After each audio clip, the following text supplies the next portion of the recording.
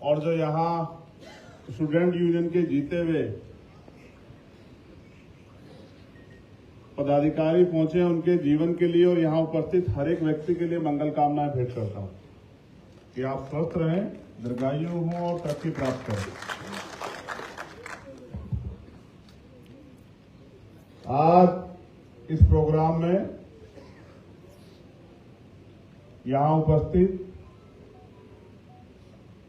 राष्ट्रीय लोकदल के राष्ट्रीय अध्यक्ष श्रद्धेय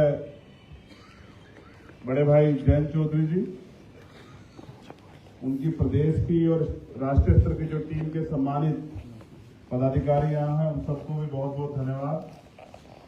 उनके साथ साथ भीम आर्मी और आजाद समाज पार्टी के सम्मानित नेतागण, मंच पर उपस्थित महिला शक्ति हमारी बहनें, भाई मनोज दुवन जी, आज की सभा के अध्यक्ष जी गोदारा जी, आपको भी बधाई और मंगल कामनाएं। ये आयोजन, इसके पीछे कारण, उस कारण को भी मैं आप लोगों के बीच रखूंगा, लेकिन उससे पहले समय समय पे जो भारत के अंदर संत गुरु महापुरुष जन्मे हैं, उन सबको नमन करते हुए बड़े हर्ष का विषय है कि किसान कमेरे वर्ग के लोग सब छोटू राम जी की उस बात को मानने लगे हैं कि दुश्मन को पहचान लो। और मैं ये समझता हूं, जब आप दुश्मन को पहचान लोगे तो शायद जो है दुश्मन के चयन में भी और दोस्त के चयन में भी समस्या नहीं आएगी, यानी कि आपकी रणनीति कामयाब हो जाएगी। हमने भारत के अंदर जाति व्यवस्था है और जाति के आधार पर महापुरुष चयन किए। आज की जाति व्यवस्था में जो जिस जाति में जन्मा, हमने उसी को महापुरुष माना। लेकिन मैं समझता हूं, बाबा साहब अम्बेडकर ने भी कहा, जब कोलंबिया यूनिवर्सिटी में उन्होंने एक स्लोगन को कट कर दिया था, जिस पर लिखा था कि व्यक्ति पैदा होता है और मर जाता है, महापुरुष पैदा होते हैं लेकिन महापुरुष कभी नहीं मरते। ये जो नीचे वाली लाइन है, इसको बाबा साहब अम्बेडकर ने काट दिया। जो बात सैकड़ों सालों से वहां लिखी हुई थी और उसको कोई स्टूडेंट काट दे, उस पर सवाल उठना लाजिम था। सवाल उठा और बाबा साहब अम्बेडकर को जवाब देना पड़ा। और जो जवाब उन्होंने दिया, वो जवाब ये है कि पहली बात, महापुरुष पैदा नहीं होते, पैदा तो एक बच्चा होता। आदमी अपने कर्म से, जीवन के संघर्ष से, जब उसके जाने के बाद आकलन होता, तब ये तय किया जाता कि वो महापुरुष था। जीवित व्यक्ति को महापुरुष नहीं माना जाता। जो लाइन कट की गई कि महापुरुष पैदा होते हैं और महापुरुष मर जाते हैं, महापुरुष कभी नहीं मरते, तो उन्होंने कहा कि महापुरुष पैदा नहीं होते और महापुरुष भी मर जाते हैं अगर उनकी विचारधारा का प्रचार प्रसार ना हो। दीन बंधु सर छोटू राम किसी परिचय के मोहताज नहीं, लेकिन आप भारत में राजनीति करने वाले लाखों लोगों से पूछोगे तो वो कहेंगे कि वो किसानों के नेता थे, या जाति के आधार पर कहेंगे कि वो जाटों के नेता थे। लेकिन मैंने जब उनका इतिहास पढ़ा, यहाँ तो राजस्थान में कई ऐसे महापुरुष जन्मे हैं जिन्होंने समय समय पे परिवर्तन की लड़ाई लड़ी। मैं, क्योंकि आज अवसर दीन बंधु जी की जयंती का है, तो मैंने तो उनके कुछ स्लोगन पढ़े जिसमें वो कहते हैं कि अगर आम आदमी नाराज हो सरकार से तो कानून तोड़ता है, लेकिन अगर किसान नाराज हो जाए तो सरकार की पीठ तोड़ता है। और पीठ तोड़ी भी, जो तानाशाह प्राइम मिनिस्टर कहते थे कि नहीं झुकते किसी के सामने, उन्होंने माफी मांगी। आपको याद होगा 13 महीने के आंदोलन के बाद किसान अन्नदाता इस देश की रीढ़, उसको कुचलने का जो इंतजाम सरकार ने किया था, किसानों ने अपने आत्मबल से, अपनी इच्छा शक्ति से उस आंदोलन को लड़ा और जीते।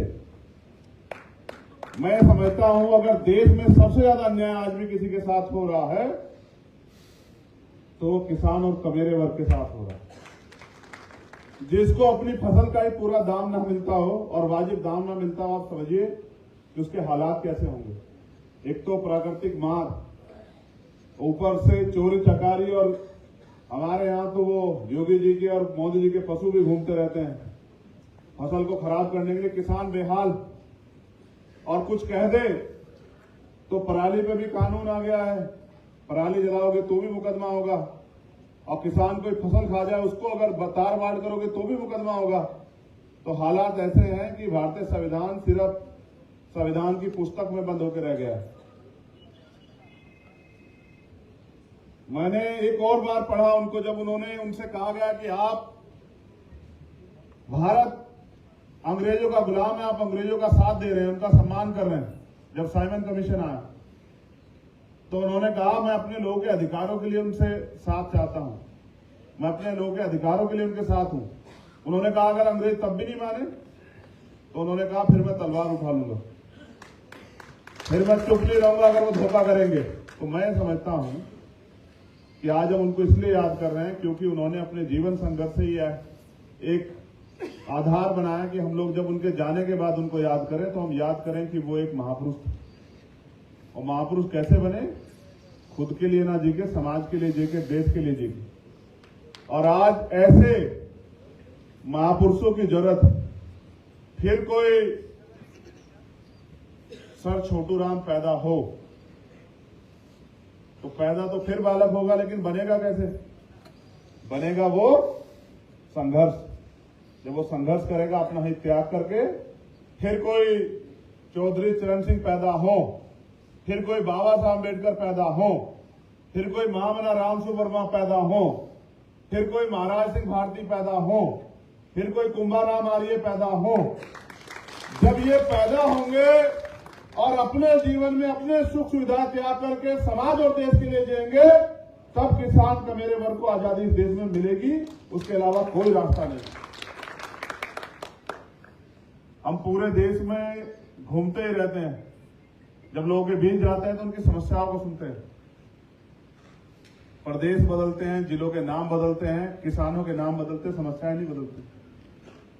और आपने देखा जब कोरोना काल में आई ये मजदूर कितने बड़े पैमाने पे प्लान करके गया।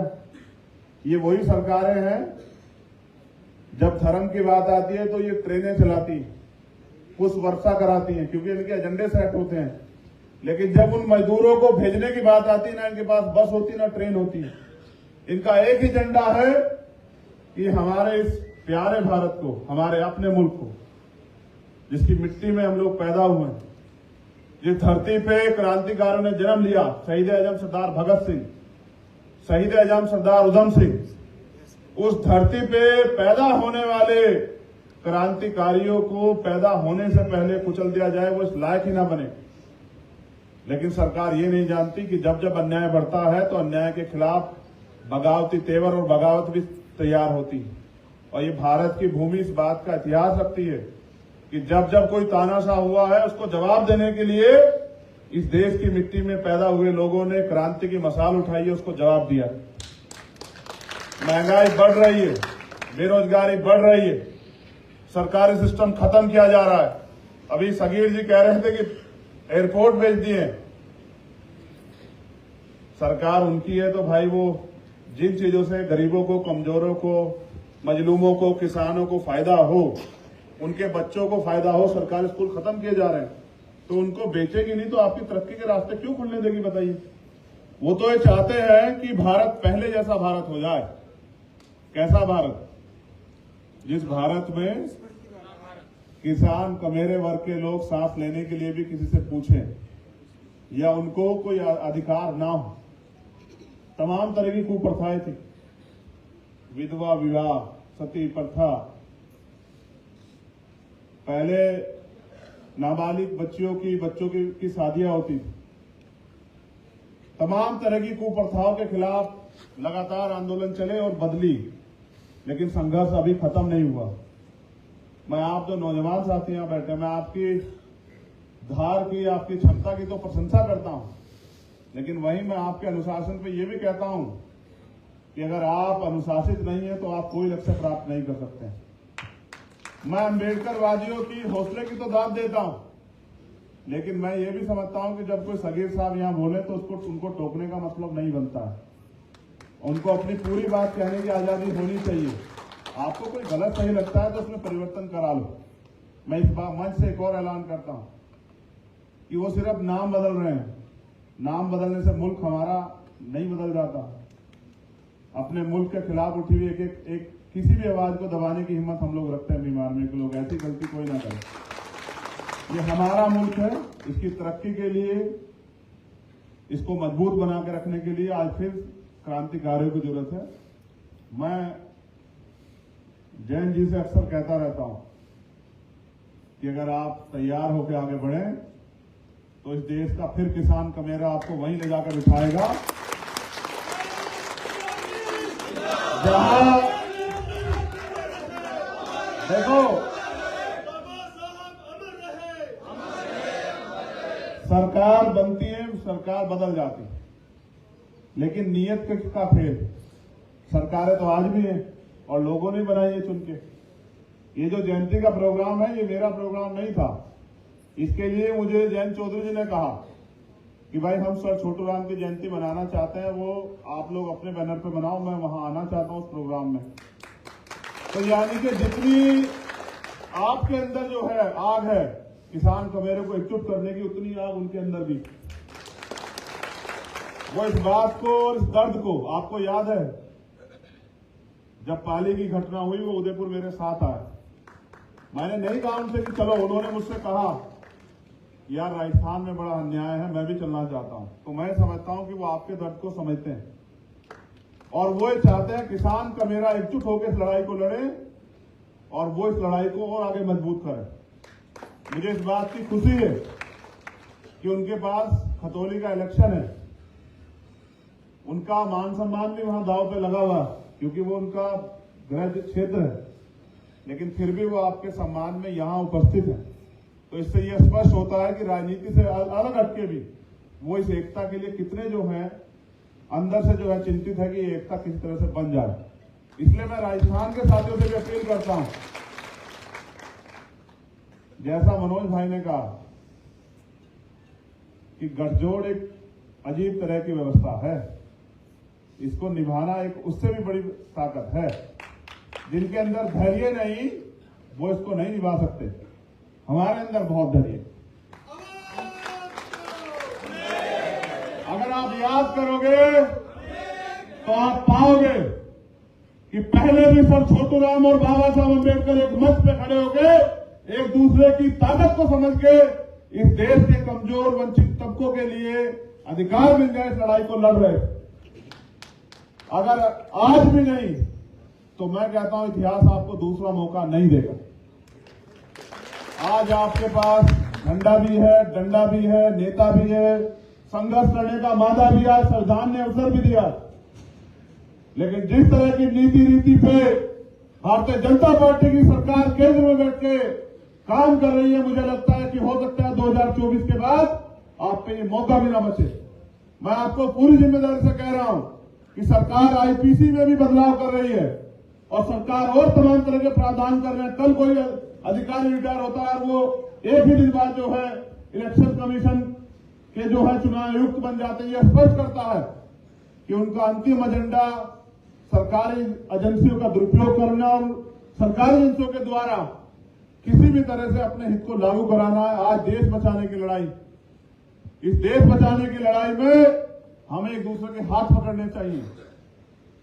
अपनी नाराजगी और सब चीजें हमारी सरकार के प्रति है, अधिकारों के लिए जातियों में बांट के हमें कमजोर किया गया है। इसके पीछे लक्ष्य यही है। फिर मैं कह रहा हूं कि ये वर्ग एकजुट ना हो। बाबा साहब अम्बेडकर संविधान में हमें वर्ग बना के गए और उनको विश्वास था कि जब ये लोग पढ़ लिख ले जाएंगे, अभी तो अधिकार नहीं है, जब ये लोग पढ़ लिख जाएंगे तो दोस्त और दुश्मन की पहचान करेंगे। लेकिन बुरी बात यह है कि आजादी के 75 साल बाद भी और लोकतंत्र आने के, संविधान आने के 72 साल बाद भी आज भी हमारे लोगों को नहीं पता कि उनका दोस्त कौन है, उनका दुश्मन कौन है। ये पूंजीपति जो हमारे प्रधानमंत्री के मित्र हैं, ये ना देश के सगे हैं ना उनके भी सगे हैं। इसी तरह से ईस्ट इंडिया कंपनी आई थी, पहले देश के बिजनेस पे कब्जा किया, फिर इस देश पे कब्जा किया। लेकिन आज हालात बदले हुए, आज संविधान है, हम पे अवसर है। जो नौजवान यहां खड़ा होकर बड़े गर्व से जय जैन जय चंद्रशेखर का नारा लगा रहा है, जो नौजवान यहां बैठकर जय भीम जय सर छोटू राम का नारा लगा रहा है, वो यहां की बजाय अगर फील्ड में भी जाके इतनी ताकत से नारा लगाएगा और गांव गांव में जाके, क्योंकि गांव ही तो है जो हमें जोड़ता है, गांव ही तो है जो देश की रीढ़, गांव ही तो है जहां अभी भी समाज कुछ बचा हुआ है। अगर उस गांव में जाके इस एकता को बनाने का काम करेगा तो मैं गारंटी से कहता हूं कि राजस्थान में भी परिवर्तन होगा। हमारा पूरा प्रयास कि किसान कमेरे एकजुट हो, और मैं अपने साथियों से ये निवेदन करूंगा कि जहां किसानों की लड़ाई हो वो बिना संकोच जाया करें। और अगर ये गुलामी काटने के लिए आजादी की लड़ाई खून मांगती हो तो इस देश का इतिहास है कि क्रांतिकारियों ने हमेशा बलिदान दिए। अगर हमें यह आंदोलन अपने खून से भी सींचना पड़ा, पद प्रतिष्ठा तो क्या रखती है। अगर ये आंदोलन हमें अपनी इस एकता को, इस भारत की जो है, जो इसको गुलामी की तरफ धकेला जा रहा है, इस गुलामी से बचाने के लिए अपने देश को, अगर हमें अपने इस आंदोलन को खून से भी सींचना पड़ा तो हम लोग पीछे नहीं हटेंगे। मुझे राजस्थान पे गर्व, मैं जब अभी सुन रहा था, हमारी बहन यहां बैठी है, वो बता रही थी सर छोटू राम जी के बारे में कि किस तरह से उन्होंने वंचित वर्ग के तबकों के साथ होने वाले अन्याय पे आंदोलन किए, स्पेशली दलितों के लिए सर छोटू राम जी ने आंदोलन किए। हमारे साथी मेघवाल जी बता रहे थे कि उन्होंने पंजाब, जब ये मुल्तान जो आज पाकिस्तान में, जब ये भारत हुआ करता था, भारत का हिस्सा हुआ करता था, तो मुल्तान में जाके जो है, जो दलितों के साथ शोषण होता था उसके खिलाफ आंदोलन किए। मैं समझता हूं समय समय पे इस अन्याय का सामना, गैर बराबरी का सामना इस देश में रहने वाले वंचित वर्ग के तबकों ने किया, लेकिन आज हम पे अवसर है एकजुट होकर इस अन्याय के खिलाफ लड़ने का और जवाब देने का। जो ये भूल बैठे हैं कि इस मुल्क की मिट्टी में कितना दम है, जो भूल बैठे हैं, जो ये जिनको ये भी याद नहीं, जो चाय बेचते बेचते देश बेचने लगे हैं, उनको ये याद दिलाने के लिए हमारी एकता जरूरी। तो मैं यहाँ उपस्थित Bhim army, Azad Samaj party, Bhim army student federation और राष्ट्रीय लोकदल के सभी सम्मानित साथियों से कहूंगा कि एकजुट होकर इस लड़ाई को आगे बढ़ाएं, गांव गांव में जाकर लोगों को तैयार करें और फिर देखिए कि किसान कमेरों की समस्याओं का हल होगा। वरना आज हाल ऐसे हैं मुर्गों जैसे, एक को जिसको पकड़ा जाता है वही चिल्लाता है, बाकी लोग तमाशा देखते हैं। आप तमाशबीन नहीं, तमाशबीन होते तो अपने घर में पड़ के आराम कर रहे होते। आप यहाँ हैं तो इस बात का प्रमाण है कि आप इस आंदोलन को आगे बढ़ा के लड़ना चाहते। बहुत बहुत धन्यवाद। जय भीम, जय भारत, जय मंडल, जय जोहार, जय संविधान। आप सभी के लिए पुनः मंगल कामनाएं और इस अच्छे आयोजन के लिए भीम आर्मी स्टूडेंट फेडरेशन की पूरी टीम को हार्दिक बधाई। बहुत बहुत धन्यवाद।